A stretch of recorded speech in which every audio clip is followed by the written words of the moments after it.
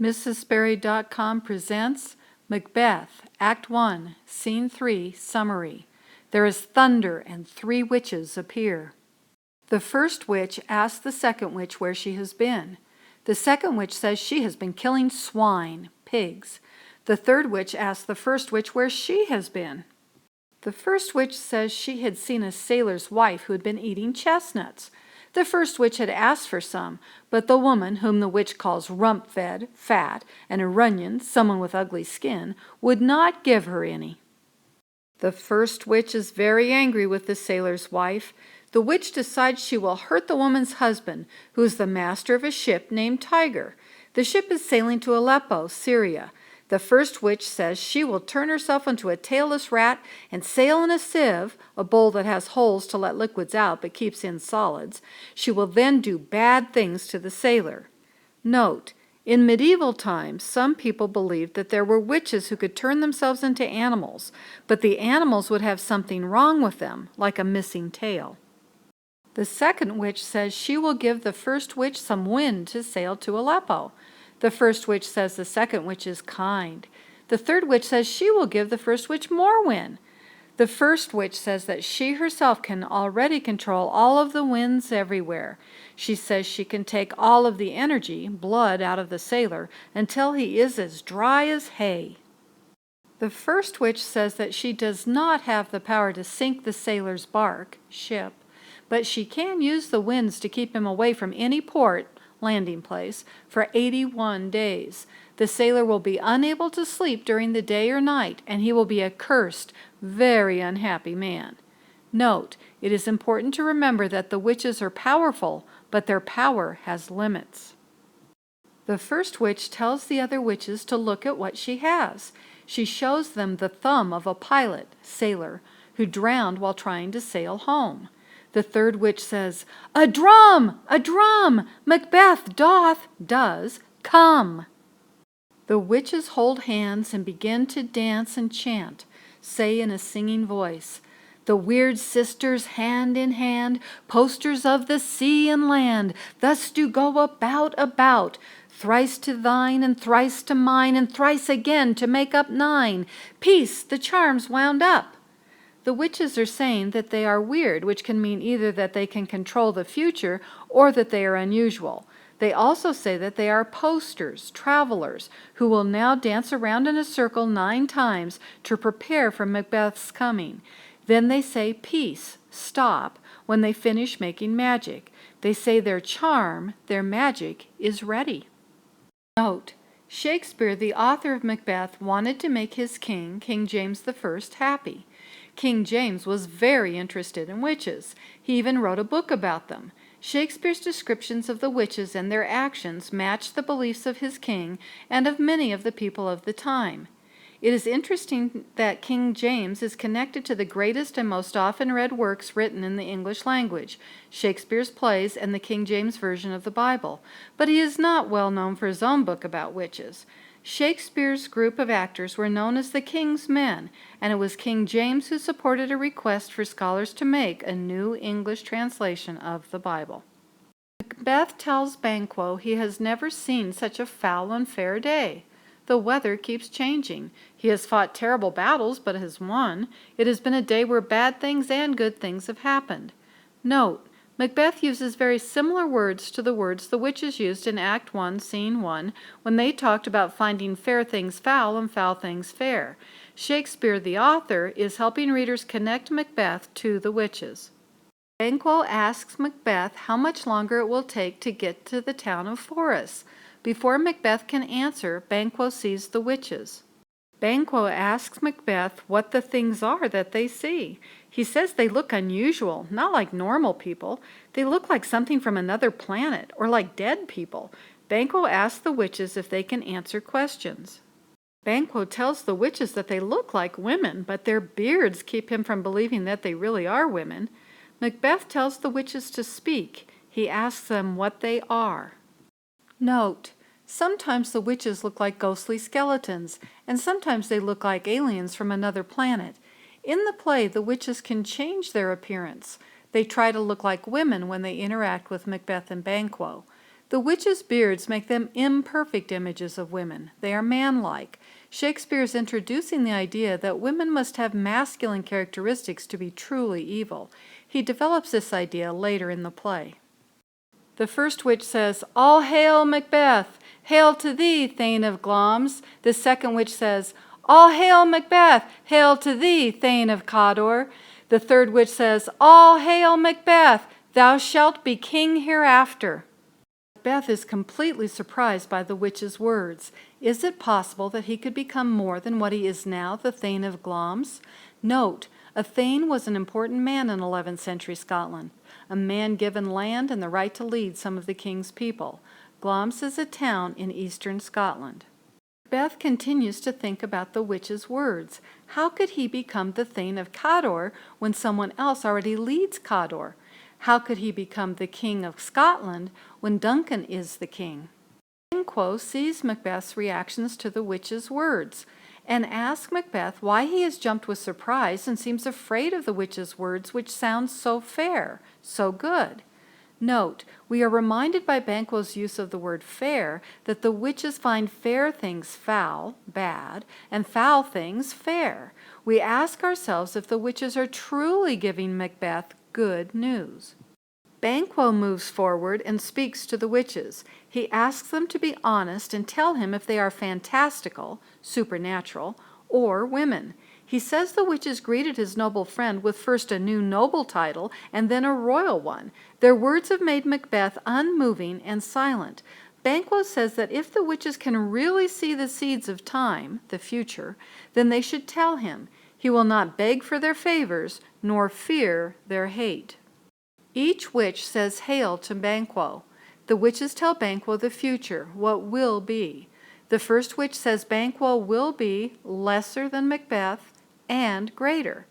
The second witch says Banquo will be not so happy, yet much happier. The third witch says, "Thou shalt, will, get, have, kings, though thou be none." Note, the witches have given Macbeth and Banquo a lot to think about. Why will Macbeth be king, but not any future sons of his? Why will Banquo have a son, grandson, and other descendants who will be kings, but not be king himself? Note, paradox in Shakespeare's Macbeth. The witches speak to confuse people. They use paradoxes, statements or situations that are made up of two opposite ideas, which seem to be impossible, but which in special conditions might be true. The witches said, "Fair is foul and foul is fair" in Act 1, Scene 1, line 12. The words fair and foul are opposites. We wondered how that could be true, but discovered that good things had happened even in the terrible battle Macbeth and Banquo had fought. We saw that the witches believed fair, good things were foul, bad, and foul, bad things to be good, fair. The witches are evil and see everything differently than good people. Shakespeare is showing readers that people may find it difficult to understand or fight evil, because sometimes good people cannot even imagine the acts evil people can do. Now Macbeth has been told he will be king. So what will happen to King Duncan? Will it be possible for Macbeth to be a fair and not a foul king? The witches begin to disappear, but Macbeth tells the imperfect speakers, the witches, to stay and tell him more. Macbeth says he knows he is the Thane of Glamis because when his father Sinel died, he inherited the title and property. He has just defeated the Thane of Cawdor, but he has not been given that title. It is impossible for him to believe that one day he will be king. Macbeth commands the witches to tell him how they know what they know, and to tell him why they have stopped him to give him their prophecies. The witches ignore Macbeth. They disappear.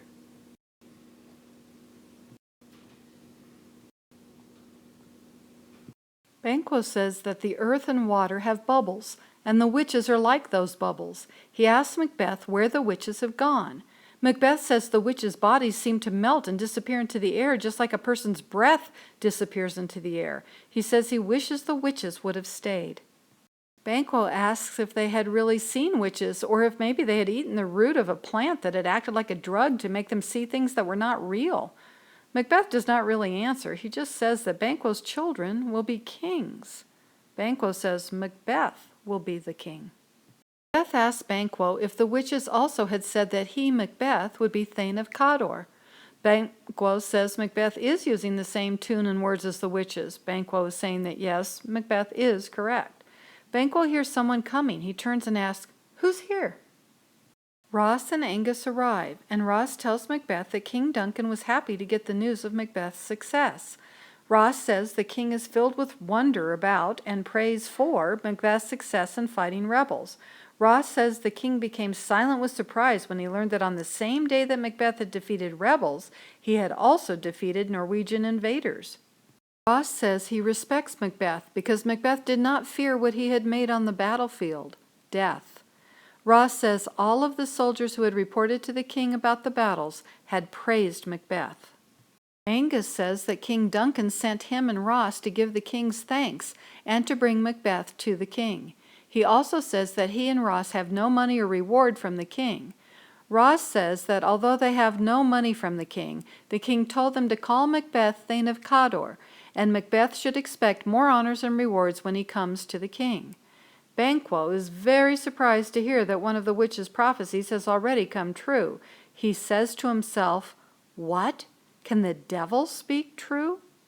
Macbeth says that the Thane of Cawdor lives. How can Ross call him the Thane of Cawdor? Isn't Ross giving him borrowed robes, honors that belong to another man, the real Thane of Cawdor?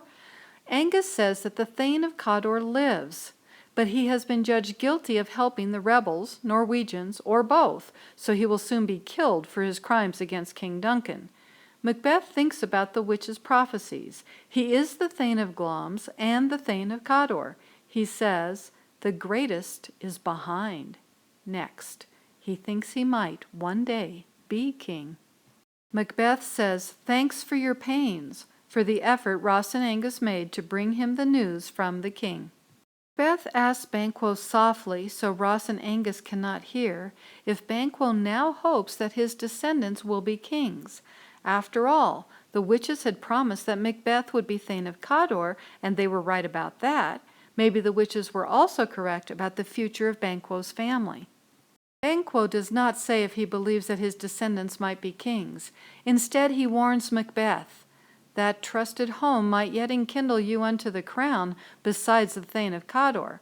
But 'tis strange, and oftentimes to win us to our harm, the instruments of darkness tell us truths, win us with honest trifles, to betray us in deepest consequence." Banquo is telling Macbeth that trusting the witches and hoping to become king might cause Macbeth to do things that will have terrible results. The witches are instruments of darkness who are telling Macbeth just enough truths to trick him. Banquo asks Ross and Angus if he can talk to them. The three begin a conversation. While Banquo speaks to Ross and Angus, Macbeth speaks to himself, thinking aloud. At first he is happy because the witches said two truths. He is the Thane of Glamis and now the Thane of Cawdor. He says the two truths are happy prologues to the swelling act, happy introductions to the main event, Macbeth becoming king. Since the witches were correct about two events, they might be right about the third. Then Macbeth becomes worried. He says the witches' words were supernatural soliciting, words which asked him to do something. The witches' words cannot be good or bad. Truth that promises success should be good, but if the witch's words were good, why, Macbeth wonders, is he thinking about a suggestion, a horrid image that makes his hair stand up and his heart beat quickly? He says that he is more worried about what he is thinking of doing in the future, killing King Duncan, than he is about all of the troubles of the present. Macbeth tells himself that his thought of murder is just a thought, but he says it is so horrible that he cannot function. Macbeth is thinking so hard that he is unable to move. Macbeth ends his time of thinking by saying, "Nothing is but what is not." Here Shakespeare shows us what Macbeth will do. Macbeth thinks of murder and ends his thoughts by saying a paradox. He is speaking just like the witches in a confusing way. They said fair is foul and foul is fair. Now Macbeth says that nothing exists except what does not exist. Shakespeare is showing us that Macbeth is turning towards the darkness, towards evil. Macbeth is saying that the present does not exist for him. Only the future that has not happened yet is what exists for him. All of his heroic actions on the battlefield, what is true, are less important than becoming king, what is not yet true. Banquo sees the unmoving Macbeth and tells Ross and Angus that Macbeth is rapt, thinking so hard he does not move. Macbeth decides that if chance, luck, or fate wants him to be king, then he will not have to do anything. He will not have to murder Duncan. Banquo tells Ross and Angus the new honors, King Duncan's praise and gift of the title and property of the Thane of Cawdor, are like strange garments, new clothes, that Macbeth will have to get used to. Macbeth says that no matter what happens, time and events will continue. Banquo tells Macbeth everyone is waiting for him. Macbeth apologizes and thanks them for their patience. Macbeth quietly asks Banquo to think about what has happened, the witch's prophecies, and that he is now the Thane of Cawdor. Macbeth asks Banquo if they can talk about everything later, after they have had more time to think. Banquo agrees, and they all ride off.